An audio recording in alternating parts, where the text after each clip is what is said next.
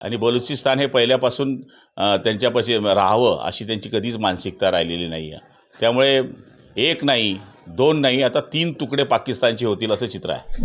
अनेक शहरांवरती भारतानं ड्रोन हल्ले केलेले आहेत. तुम्ही कसं बघता या सगळ्या हल्ल्यांकडे? हे बघा, पहिली सुरुवात त्यांनी केलेली आहे आणि शेवट आम्ही करणार आहोत. कारण की शेवटी आपण आगळिकपणा केलेला नाही आहे.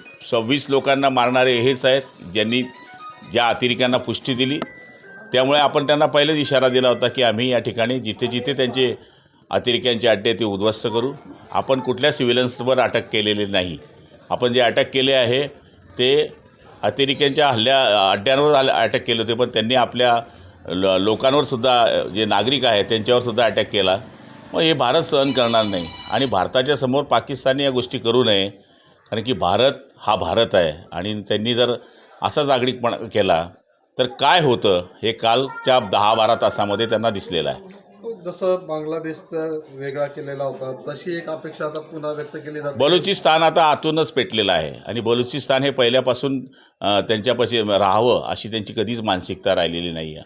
त्यामुळे एक नाही, दोन नाही, आता 3 तुकडे पाकिस्तानचे होतील असं चित्र आहे. पीओके ताब्यात घ्यावा अशी मागणी सगळीकडनं होते. त्या घ्यायला पाहिजे असं सगळ्यांची मानसिकता आहे. पण शेवटी तो पंतप्रधान आणि या गृहमंत्र्यांचा विषय आहे, त्याच्यावर बोलणं उचित होणार नाही. ते जर ह्या गोष्टीचा जनता विचार करते तर ते काही काही विचार करतच असतील. संधी वाटते तुम्हाला पीओके घेण्याची? बिलकुल संधी आहे.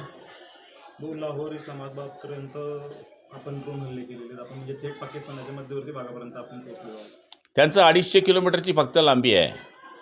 त्यामुळे आपण त्यांना कधीही कव्हर करू शकतो. महिलांच्या सिंदुरावर हात टाकलेल्यांवर उत्तर दिलेलं आहे महिला भगिनींनी सिंदूर ऑपरेशन राबवून.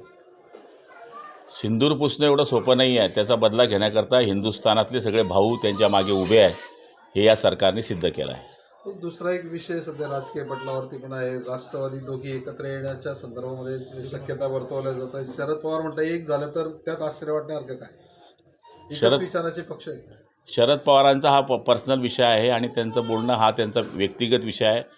त्यांना काय वाटतं हे मी बोलणं उचित होणार नाही. पण असं होऊ शकतं असं वाटतंय आपल्याला? राजकारणामध्ये काही होतं.